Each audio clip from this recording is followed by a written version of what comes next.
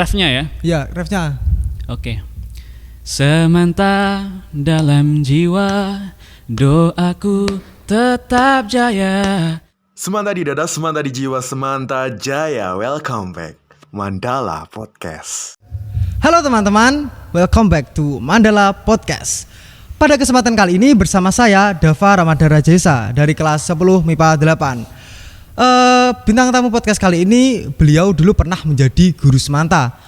Sekarang beliau hijrah menjadi fotografer dan karyanya sudah go internasional. Makin penasaran dengan kisahnya, kita sambut Mas Oki Arisandi.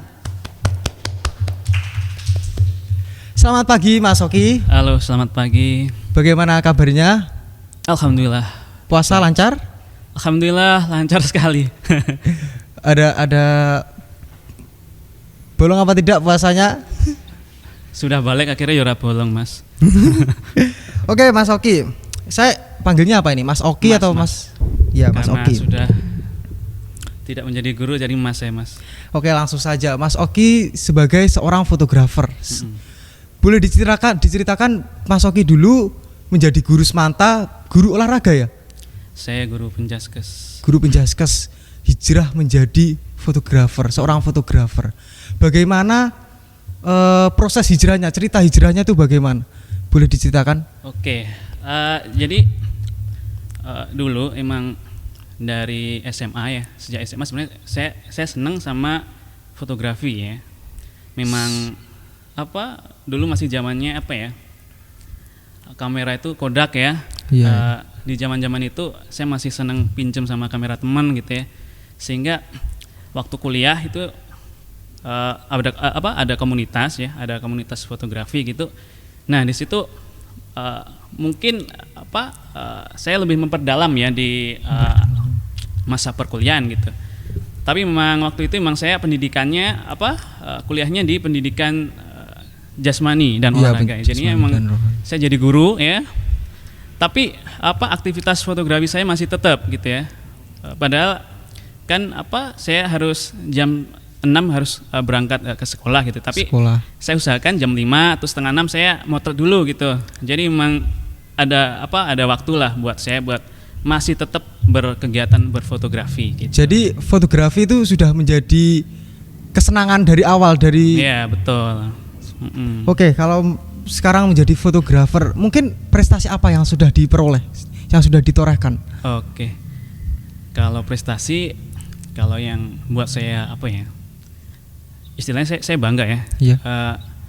Ada beberapa karya saya yang masuk di internasional gitu ya. Iya. Dulu pernah saya juara di di lomba di Qatar ya. Pernah lomba di Qatar saya juara. Dan beberapa foto saya juga tampil di beberapa majalah di India, di Turki ya, ada di Kanada. Wow. Dan tahun kemarin yang mungkin salah satu yang saya syukuri juga ya Mas ya. Iya. Foto saya masuk di kantor PBB. Wow. Jadi, kantor PBB. Di pusat di New York ya. Wow. Waktu itu ada salah satu foto mbah-mbah ya pegang ukulele gitu. Iya. Nah di situ foto saya dicetak dan dipajang di kantor pusatnya PBB, dan itu buat saya sih ini ya salah satu hal yang saya sangat syukuri gitu. Pencapaian terbaik mungkin. Gitu. Tepuk tangan semuanya untuk Mas Oki dulu. Oke, untuk yang selanjutnya mungkin kesibukannya apa sih Pak? Selain Mas Oki. Oh iya Mas aja. Kesibukannya apa selain menjadi fotografer itu apa? Karena saya memang full fotografer ya, jadi memang saya punya rutinitas ya, karena memang saya nyari nafkahnya di fotografi. Iya. Jadi memang saya punya foto tour, namanya foto tour. Jadi salah satu industri travel yang basicnya di fotografi ya, fotografi dan tour gitu ya. Iya, jadi iya. saya adalah mentor fotografer Indonesia ya, buat kita mengeksplor kampung-kampung yang ada di Indonesia gitu. Jadi memang tiap bulan itu saya dan tim saya gitu. ya, saya mengadakan tour ya. Biasanya 1 kali, 2 kali, 3 kali ya. Dulu sebelum pandemi saya melakukan tour itu bisa sampai 3 kali ya. Tapi karena pandemi ya 1 kali 2 kali sudah inilah, sudah sangat bagus ya. Berarti sekarang walaupun masih dalam keadaan masa pandemi seperti ini, kegiatan fotografi tetap masih berjalan ya? Masih ya, karena kalau enggak ya gimana ini. Iya. Kita juga sudah mempersiapkan beberapa pertanyaan dari netizen tercinta. Mungkin dari yang pertama, bagaimana sih cara mendapatkan feel yang sesungguhnya dari sebuah foto? Oke. Jadi gini, kalau yang mau belajar sama foto ya, mau belajar fotografi gitu, gali dulu apa sih yang membuat kamu suka sama fotografi gitu ya. Iya. Contoh kalau Mas Dava ya, contohnya suka pemandangan ya. Ya udah tekuni aja gitu. Yang memang menjadi ini kesukaan ya, genre fotografi tertentu ya udah masuk aja di situ ya, maksimalkan di situ dulu gitu, sehingga perasaan menyenangi memotret itu akhirnya juga timbul menghasilkan sebuah karya yang bagus gitu loh. Jadi misal kita suka di pemandangan, ya udah kita fokus dulu di situ gitu. Kita satukan perasaan kita dengan alam ya. Berarti yang utama itu berawal dari hati. Kalau menyatukan hati dengan alam, kalau sudah ya hasil fotonya mungkin mendapatkan feel yang bagus. Benar. Oke, ada pertanyaan selanjutnya. Gimana sih caranya biar hasil fotonya bagus ya? Seperti itu tadi ya, mungkin kita harus menyatukan dulu dengan. Jadi gini, bagus kan relatif ya. Jadi subjektif banget gitu loh ya. Iya.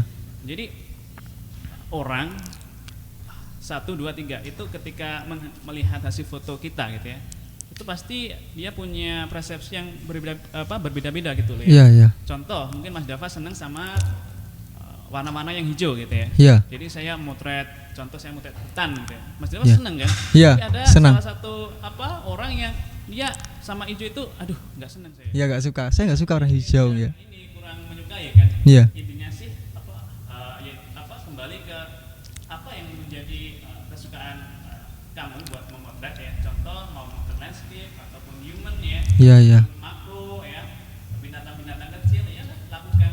Intinya sih kamu menyenangi apa yang kamu lakukan. Oh, berarti yang pertama itu kita harus tahu dulu kita senang apa, senang di apa, terus setelah itu baru kita dalami. Ya, berarti seperti itu teman-teman. Cara agar kita mendapatkan hasil foto yang mungkin ya lumayan bagus lah. Ada lagi nih Mas Oki, rekomendasi kamera untuk kita para pemula itu apa sih? Kalau kita ngomongin ini ya, alat ya. Iya. Jadi kalau bicara alat sebenarnya ini ya, kita nggak bisa nyuruh buat beli ini, karena kalau seorang profesional bilang alat yang paling bagus ya alat yang memang secara profesional dia punya gitu ya. Maksudnya semakin bagus alat juga sebenarnya semakin menunjang ya. Cuman gini, kalau ada banyak orang yang saya cuma punya budget segini beli kamera, ya udah itu kamera yang terbaik gitu ya, itu kamera terbaik. Jadi saya dulu pernah ya zaman-zamannya masih memulai gitu ya, kamera saya itu kamera yang paling murah gitu ya. Nah dari kamera itu ya saya manfaatkan ya, jadi sehingga di suatu titik dengan kamera yang murah itu saya dapat beli kamera yang profesional, yang bagus gitu ya. Ya berarti kita harus berawal dari kemampuan diri kita sendiri. Setelah itu kita mengeksplor diri kita sendiri untuk menjadi yang lebih baik ke depannya. Nah, ada lagi ini pertanyaan dari salah satu netizen, cara meyakinkan orang tua bahwa sukses itu tidak hanya lewat jalur akademik. Mungkin Mas Oki juga kan lewat jalur fotografi itu. Bagaimana cara meyakinkan orang tua? Mungkin kadang tuh orang tua kamu tuh harus pintar di pelajaran. Gini. Kan ada ya juga yang misalnya ahli di bidang game. Mungkin sama orang tuanya nggak boleh. Kalau Mas Oki ini ahli kan di bidang fotografi. Cara meyakinkan orang tua agar tidak hanya di akademik saja orang itu bisa dianggap sukses gitu, bagaimana? Ya, intinya sih gini. Ketika kita sudah memilih salah satu yang mungkin itu akan berpengaruh pada masa depan ya. Iya. Itu pastinya memang kita harus punya restu sama orang tua ya. Iya. Jadi karena ridho orang tua itu pasti berpengaruh pada kita gitu ya. Iya. Nah, selain itu ya kita harus membuktikan ya. Membuktikan. Iya. Jadi ada ketika tekad niat ya dan Iya. usaha itu digabung ya, insya Allah pastilah ya. dan kalau bisa sih menunjukkan prestasi di bidang itu gitu ya. Kalau Iya, contoh gamer ya, ya mungkin dengan YouTube ya, Iya, mungkin YouTube, dengan YouTube. Menghasilkan uang, Menghasilkan uang ini kasih orang tua, ke orang pasti orang tua. tua, wah ada buktinya ternyata gitu. benar. Dan gini catatan ya, jadi di era sekarang ya, orang di rumah pun bisa mendapatkan uang. Gitu Iya, ya. benar sekali. Nah, orang di rumah, kalau dulu dikira mungkin apa ya? Orang di rumah pengangguran. Nggak punya- Kemarin ada kasus babi ngepet. Oh iya itu yang Nah, kemarin tuh. Nah di situ karena memang mindsetnya orang dulu itu kalau bukan kerja mungkin di kantor, Iya. jadi kan mungkin gimana cara dapat uang gitu. Nah sekarang semua bisa karena dunia Padahal sekarang sudah online shop digital. juga bisa kan dari Betul. rumah dan sebagainya. Iya, Tuh. nah seperti itulah ya. Berarti yang pertama adalah kita harus meyakinkan orang tua kita terlebih dahulu Benar. tentang apa yang mau kita pilih. Mm-mm. Setelah itu kita buktikan kepada mereka akan pilihan kita itu untuk kedepannya bagaimana. Terus yang ketiga juga kita tuh harus yakin dengan pilihan kita. Kalau kita iya. nggak yakin, nggak mungkin kita bisa melangkah lebih jauh lagi. Nah, for your information nih teman-teman, Pak Oki ini adalah pemilik kelas foto tour Kampung Nusantara. Nah, bisa diceritakan Pak apa itu kelas foto tour Kampung Nusantara itu Pak? Kampung Nusantara itu ini apa? Jadi emang kita explore kampung-kampung yang ada di Nusantara ya, di Indonesia gitu. Iya. Tapi sifatnya eksklusif gitu ya. Jadi yang join itu memang membayar gitu. Dan kalau saya menyarankan mungkin kalau buat pelajar ya, yang masih pelajar ikut aja di yang Insan Indonesia gitu. Insan Indonesia. Jadi saya punya dua komunitas ya. komunitas Jadi ada Kampung Nusantara sama Insan Indonesia gitu. Jadi yang Kampung Nusantara itu berbayar dan kalau yang Insan Indonesia itu untuk semua kalangan, betul. semua komunitas ya. Nah, kalau berbicara masalah spot foto, mungkin Mas Oki tiap fotografer itu punya spot foto mungkin yang berbeda-beda ya, yang disukai itu berbeda-beda. Kalau Mas Oki sendiri suka spot yang tipe bagaimana, bisa diceritakan? Kalau spot ya. Jadi emang di setiap spot itu pasti ada ini ya, ada ceritanya ya, ada ceritanya masing-masing gitu. Dan ada perjuangannya masing-masing gitu ya. Tapi salah satu yang mungkin yang buat saya ini ya salah satunya Jogja ya. Ada di Aceh ya, Sabang itu indah banget ya. Sangat-sangat indah ya. Jadi bagian paling ujung di Indonesia itu ya. Jadi Penuh cerita. dari pantainya itu istimewa. Anak-anaknya gitu ya, ada cerita-cerita lah di situ. Jadi sebenarnya kalau disuruh milih spot mana yang paling bagus sebenarnya ya intinya ini ya, semua lokasi itu pasti punya cerita masing-masing. Bener. Kalau maksudnya spot paling disuka tuh, maksudnya Mas Oki paling nyaman di sini. Ya kalau nyaman sih ya tetap di rumah sendiri ya, di sini di Blitar. Di Blitar. Oke. Iya. Berarti semua spot itu sebenarnya sama aja karena setiap spot juga memiliki cerita masing-masing. Kalau mungkin di dalam proses itu kesulitan apa ya mungkin yang Mas Oki rasakan dari dibalik indahnya karya Mas Oki? Kalau ya pasti ada ya, namanya ketika saya masuk di kampung gitu ya, pasti ada yang suka dukanya ya. Ada beberapa kejadian yang memang ya itu biasalah buat fotografer gitu ya. Jadi ketika saya masuk di kampung itu pernah ditolak sama warga gitu, takutnya saya dari instansi mungkin wartawan atau apa gitu. Jadi biasa sekali gitu. Dan pernah ya hal-hal yang yang sangat sensitif gitu ada, tapi nggak saya ceritakan. Ya. Berarti ada sedihnya tuh biasanya kalau tidak di semua kampung itu diterima, mungkin ya dengan alasan mereka tertentu. Iya pastilah. Intinya sih gini, ketika kita masuk di kampung mereka belum welcome ya, kita nggak usah memaksa. Iya. Nah, kita sekarang flashback waktu Mas Oki di SMA. Mas Oki dulu juga merupakan siswa SMA Negeri 1 Talun. Nah, Mas Oki, kita tuh sebagai siswa pasti berkaitan erat dengan yang namanya guru, teman dan warga sekolah. Dari keterkaitan itu pasti memunculkan cerita-cerita atau pengalaman yang mungkin pada sampai hari tua nanti kita pasti teringat dengan peristiwa-peristiwa itu. Nah, kalau Mas Oki sendiri pengalaman atau cerita apa sih Pak yang sampai sekarang masih teringat jelas di memori Mas Oki sendiri? Gini, saya dulu di Semanta ini masuk di jurusan IPA ya. Iya. Kebetulan memang IPA dan satu kelas itu mayoritas memang apa ya murid-murid unggulan ya. Tapi saya sendiri yang agak beda dikit gitu ya. Jadi memang saya menyukai olahraga ya. Dulu sepak bola ya. Dulu masih zaman-zamannya masih sangat ini ya, antusias buat. Dulu masih ada tuh namanya Liga Semanta ya. Iya. Dulu saya ketua sepak bola. Ya. Di PA juga ya. Musik juga salah satu bagian ya. Jadi memang saya banyak Aktif sekali ya. di di eskulnya ya, di SS-nya ya, kalau sekarang SS ya. SS ya. Jadi hal yang buat saya sih apa ya? Dulu sepak bola saya menjadi top skor gitu. Saya waktu itu dipanggil sama kabupaten ya, jadi pemain di kabupaten. Itu salah satu yang mungkin ya saya ingat ya. Di musik saya menciptakan lagu buat sekolah ya. Ya. Judulnya Semanta tak terlupa. Tak terlupa. Nah, for your information juga nih teman-teman, Pak Oki adalah pencipta lagu Semanta Tak Terlupa yang sangat fenomenal dan tidak asing lagi di telinga kita. Bahkan lagu ini selalu menjadi list play lagu saat ada event-event di Semanta. Nah, bagaimana proses pembuatan dari lagu itu, Pak? Iya.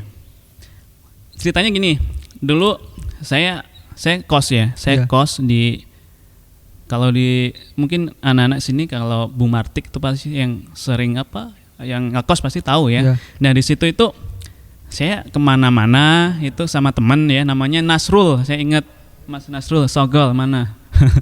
Nah, waktu gini saya bawa gitar itu sering nginep di rumah temen. Nah, ketika waktu mungkin malam gitu, teman-teman nongkrong ya. Nah, saya gitar-gitar nyanyi-nyanyi gitu ya. Nah, kok kepikiran gitu. Jadi kayaknya asik nih kalau saya buat lagu. Waktu itu saya masih sudah nyiptain beberapa lagu ya, tapi lagu-lagu inilah ya, anak-anak muda ya.